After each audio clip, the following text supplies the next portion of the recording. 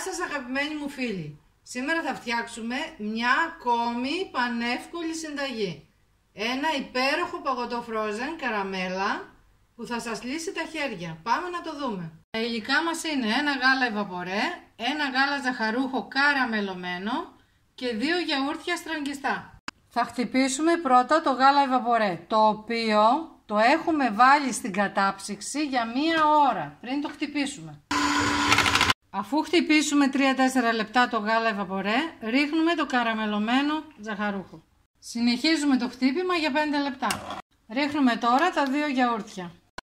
Χτυπάμε για 2-3 λεπτά. Είναι έτοιμο, το βάζουμε 2 ώρες στην κατάψυξη και το βγάζουμε και το ξαναχτυπάμε 5 με 10 λεπτά. Έτοιμο το παγωτό μας, για να δούμε και τη γεύση. Είναι απίθανη, καταπληκτική, πολύ γρήγορο και με πολύ λίγα υλικά. Φτιάξτε το ανεπιφύλακτα. Θα τα πούμε την άλλη εβδομάδα. Να περνάτε καλά. Γεια σας!